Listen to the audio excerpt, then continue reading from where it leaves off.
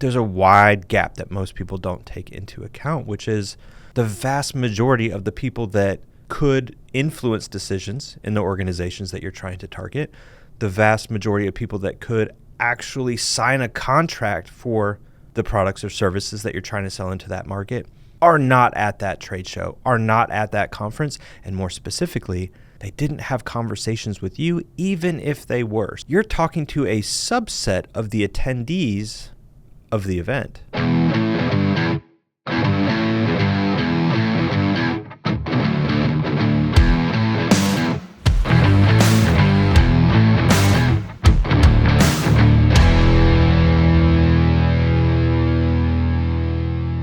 Adam, did you know that the average B2B trade show costs companies between $40,000 and $100,000? Did you make that up? I mean, what if I did? Fact check him. You should really fact check me. No, I did read an article that on average, and this isn't everybody, right? So like a small trade show, maybe you've got just a 10 by 10 booth, maybe you're only sending 2 people, maybe that's less, right? But on average, companies are spending between $40,000 and $100,000 per trade show. Now, that includes your booth, your flights, your hotel, your entertainment, your whatever it is, your entire package. But still, $40,000 to $100,000 on every trade show that you go to. I just find that rather interesting. Yeah, I think that that's a stark statistic that people don't often look at when they look at their marketing budget. They look at it as kind of a line item somewhere else, and they don't really consider where that money is going or what it can be applied to. But when you look at that, did the article mention how many on average they went to? It did not mention frequency at all. I think that kind of varies. And obviously your cost isn't going to change. You know, if you go to 1 or you go to 10, it's going to be whatever your number was. Let's just say $50,000 times 10, because you're going to 10 different events, 10 different cities, whatever it is. So it did not mention the frequency, but when I look at our clients, because we support clients in trade shows, both in kind of pre-trade show video production, so they can kind of announce what they're doing, sometimes at the trade show or maybe post-trade show as well. I'd say on average, most clients are doing somewhere between 2 and 6 per year. There's some outliers. They do 12 a year. There's some that do only 1. But I'd say 2 to 6 in the B2B landscape is probably what's most common. So you take that number, let's just on the lower end, 50,000, say we're going 4, right? You're spending $200,000 to go to these trade shows.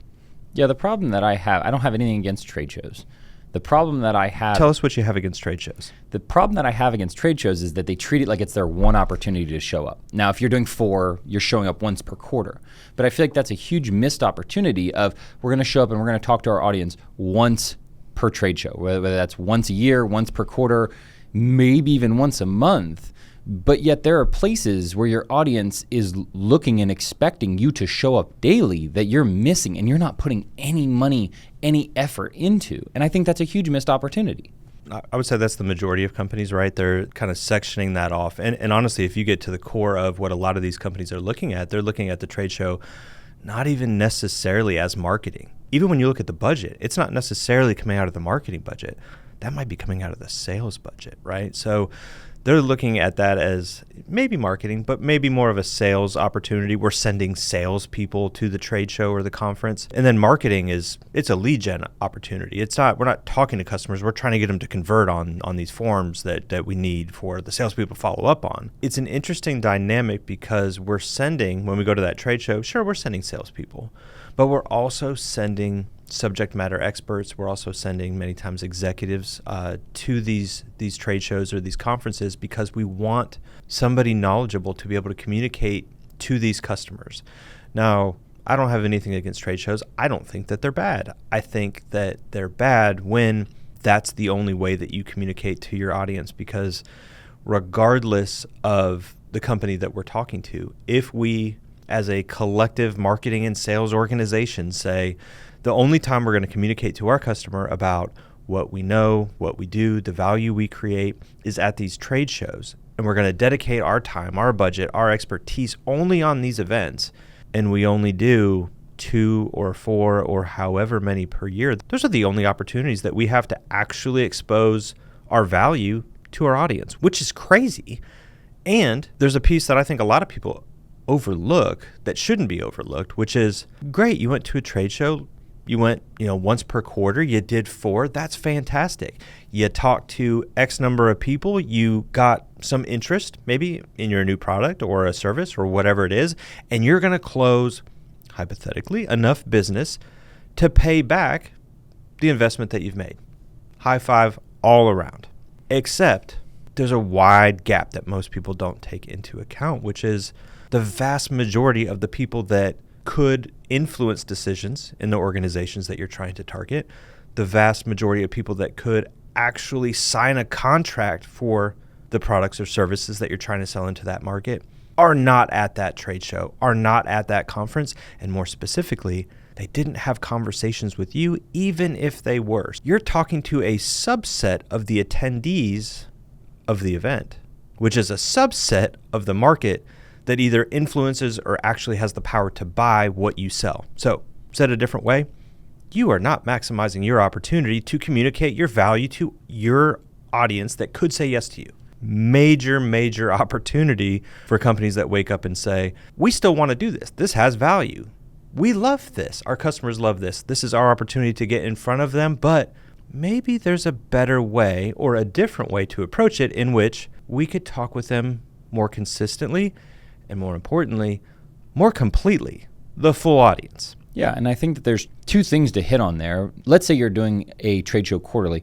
What are you doing in between there? How are you communicating to your audience in between those trade shows, right? You have 3 months between each one that most people aren't doing anything. They're not utilizing it. Sure, they may send a follow-up email. They may do some things on that. But I mean, there's a huge gap in time where if they're not ready to buy right on that day and you don't do anything between the Q1 trade show and the Q2 trade show, there's a huge gap where they don't hear from you. You're not nurturing them. You're not educating them. You're not communicating to them in any capacity. And I think that's a huge missed opportunity.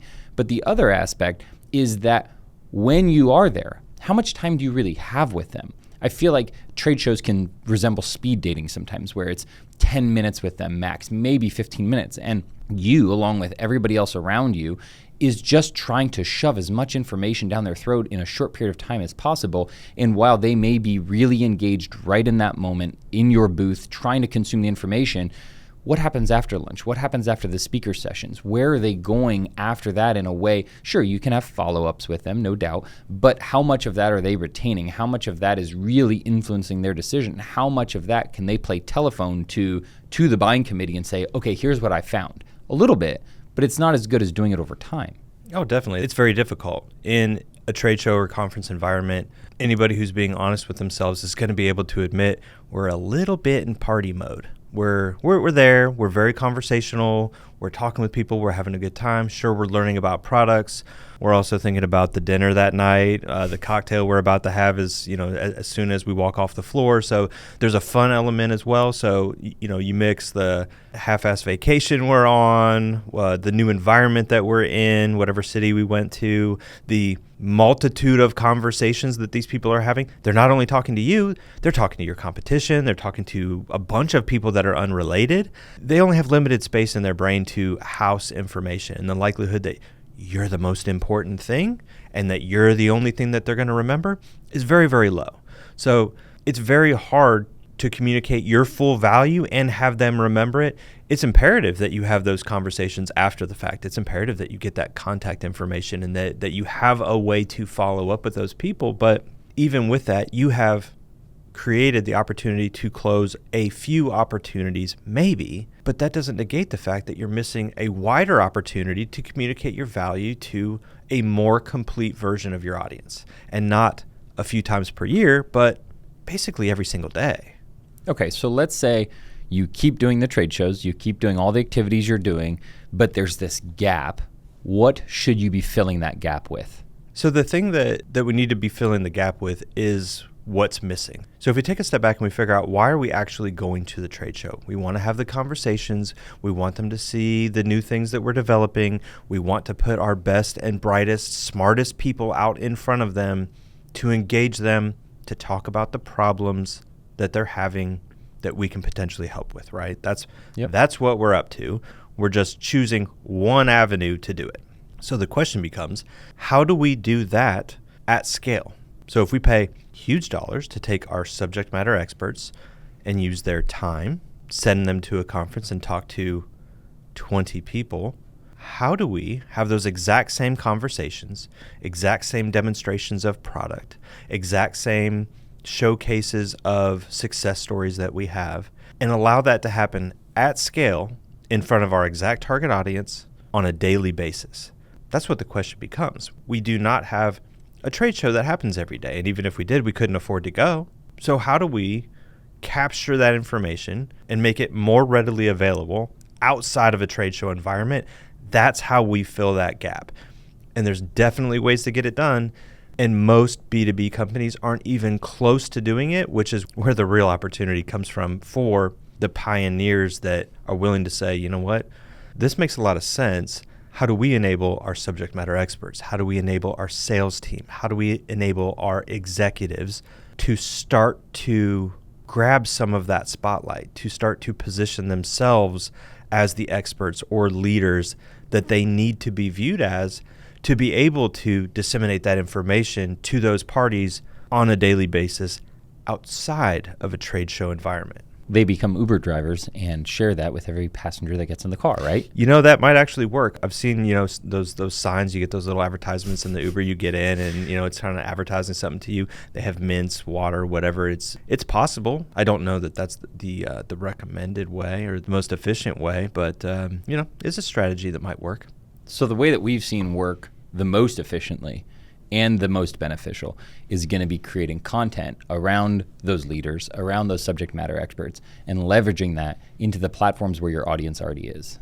Exactly. And to that, I think a lot of companies say, oh, but Adam, I already create content. We already create content. We already do that. So we don't need more of that. I bet you're driving them off your website to consume some kind of written long-form content. In most B2B environments, content is going to exist in one of three ways. The most common one is going to be a blog on a website, right? That you didn't write. A, it's not social content. B, it's not written by an actual subject matter expert. It was written by the marketing team. It's written by a copywriter. It's written by ChatGPT. It's not written by an expert. It doesn't have real expert industry experience baked into it. It's nothing that anyone needs. It's cute that it'll help you rank in Google, supposedly. That's not the type of content we're talking about. The next piece is going to be your newsletter. Newsletters are fine. Newsletters can be great. Still, what is that, a once per month type thing? Does that give you the opportunity to showcase value on a daily basis to your audience? No. Does it give you the opportunity to highlight your people and elevate their personal brand and build an audience? No. So that's not it either. The next piece, probably webinars. So nothing wrong with the webinar, again, but you're not going to do that every day. That is an awesome opportunity for someone to have a conference or trade show-like experience, put on a digital event, get your subject matter expert in front of an audience. Mind you, again, a limited audience because you're forcing this registration to happen. So sure, anybody that registered is going to hear from your subject matter expert. Anyone who didn't will not. So those are fine. And if you're doing those, keep doing those. There's nothing wrong with that. Your marketing mix can be trade shows, blogging, newsletters, webinars, but you're still missing a giant component because none of those allow you to talk to your audience and deliver value from the company or from your subject matter experts or thought leaders on a daily basis. Okay, so those are the big, most commonly used forms of content. Then what's the big opportunity? Because I feel like we're not talking about something that is that big opportunity.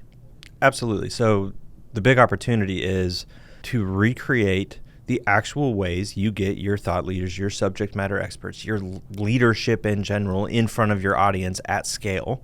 We don't want some regurgitated content from somewhere. We don't want, we type something up because we have to send a monthly newsletter. We don't want, hey, we forced a subject matter expert to go deep on a topic just so they could entertain 10, 20, 50 people. We want something that goes to hundreds or thousands of people in your audience on a daily basis. So how do we do that? That becomes the big question.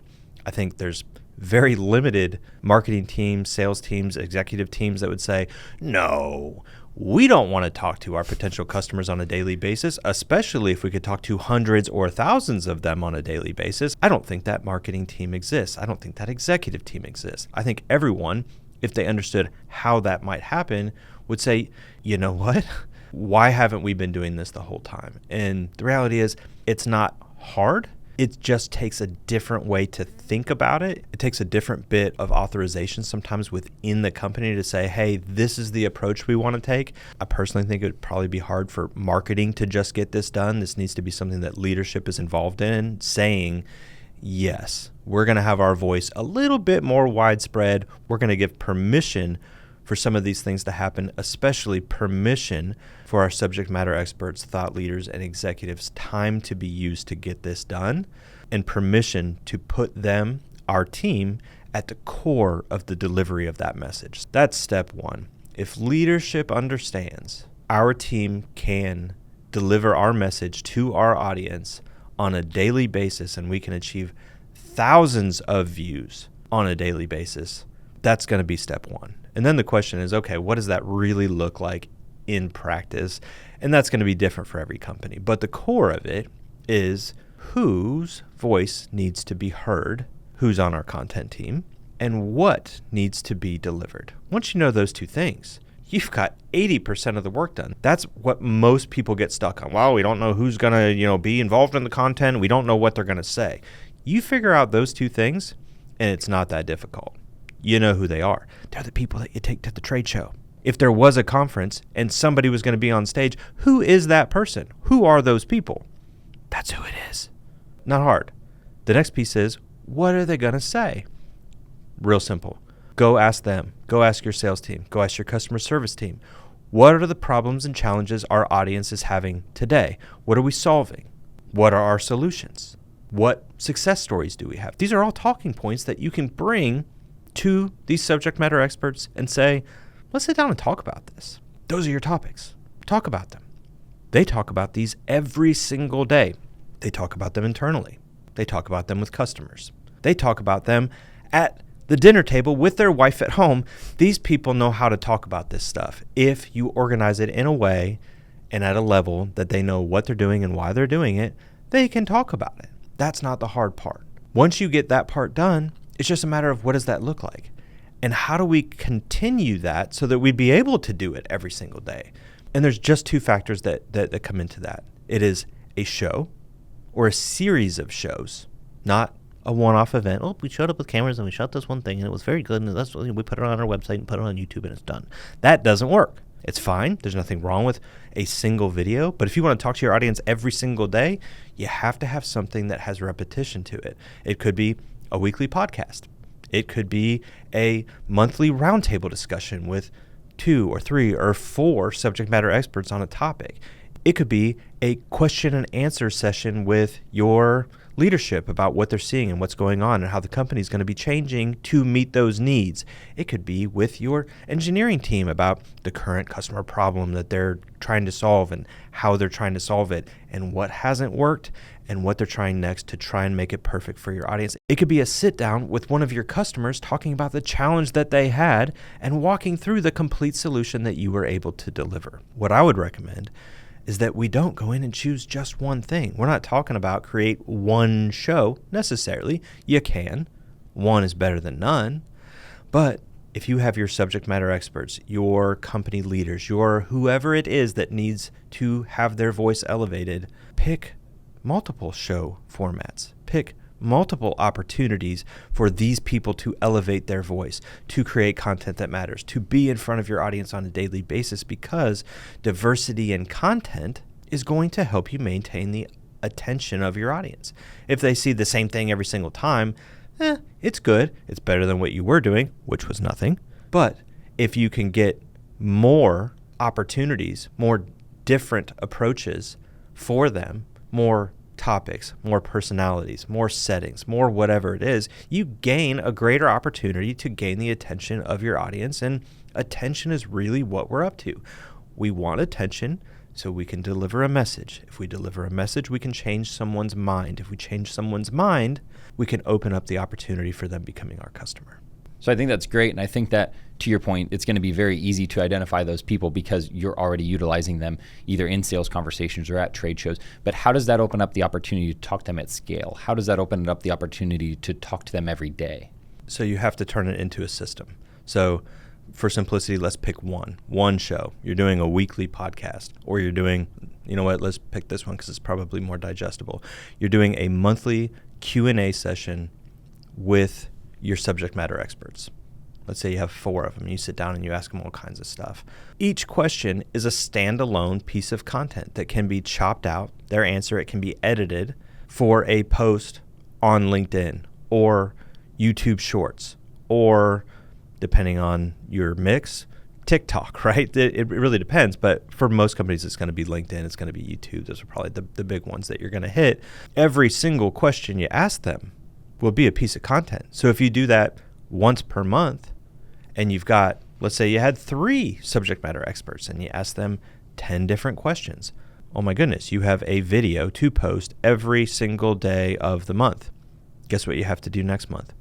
You have to rinse and repeat. You have to have 10 new questions for them about what are they working on? What's happening? What problems are they seeing? What challenge did they just see from a customer?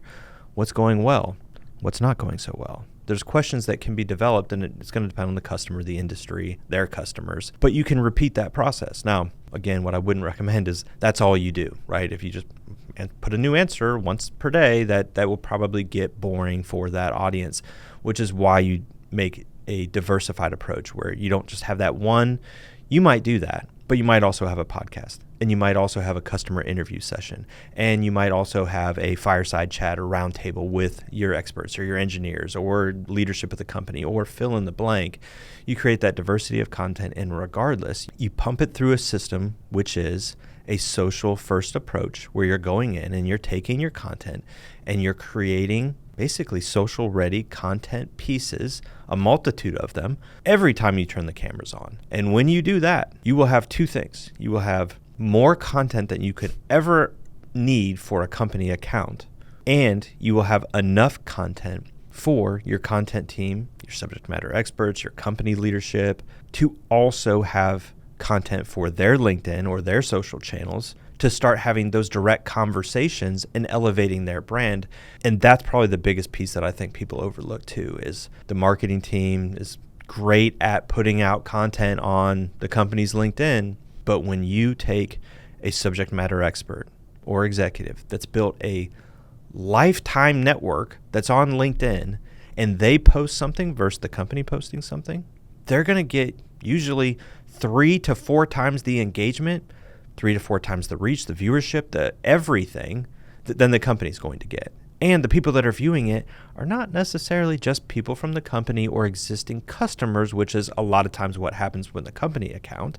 These are people in their network, people they've known for years, sometimes decades, that don't necessarily know what they're doing. But when they go and post about it, now you're spreading the word a lot more widely. Now we're getting a lot more of that network effect happening, and your message is doing what you want it to do, which is reaching your audience. So a lot of companies, even ones we work with, when they see the level or the amount of content that you can get from some of these initiatives, they're like, holy crap, dude, what am I going to do with all that?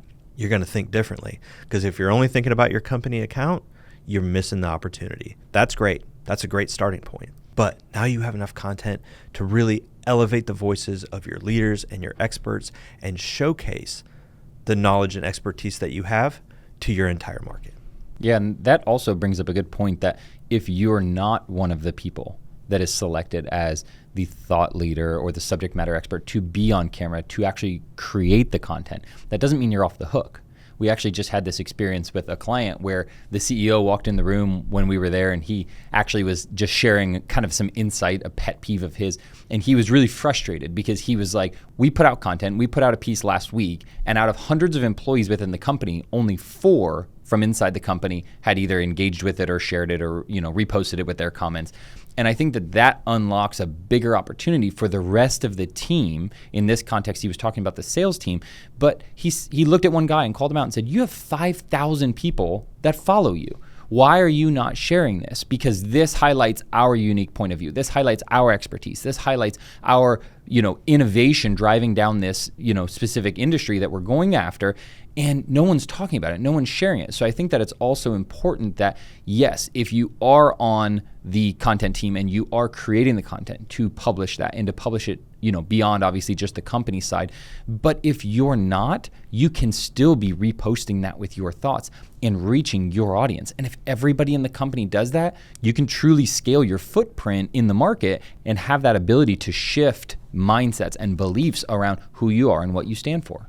Absolutely. It's about scaling that conversation. When the company says it, it's one thing. When you've got the company and then a layer of leadership or subject matter experts that are also saying it, you've exponentially expanded your ability to reach that audience, take that a step further, and then other people who are not necessarily part of the content team but are vested in the company's success, sharing that, commenting on it, even just liking it, that network effect starts to give that content the ability to reach new audiences that just would never have been possible if you were only focused on that company account. So I think marketing teams that listen to this are going to understand what they're hearing and that this is a major opportunity. The challenge is going to be, how do we get leadership to kind of give the green light, to give us access to the sales team or subject matter experts, or use this time or spend our resources to create the content levels that we would need. To be honest, let them hear this. Show them this podcast. Give it to them and say, hey, look, I want to take 30 minutes of your time to give you an idea of maybe how we could do this differently. Don't try and go and explain it to them again. And I'm sure there's been marketing teams that have tried to explain this already. Let them listen to this. And if after that they don't think it's a good idea, okay, maybe it doesn't work for your company, but I think they will. I think a smart leader, a smart executive is going to hear this and go, why aren't we talking to our audience at scale again? Why are we kind of handcuffed to these trade shows only, or maybe only doing a monthly webinar or, a monthly newsletter? Why is that the case? If you're on the marketing team, on the sales team, on the leadership team, and you want to have daily influence on your audience, this is the way.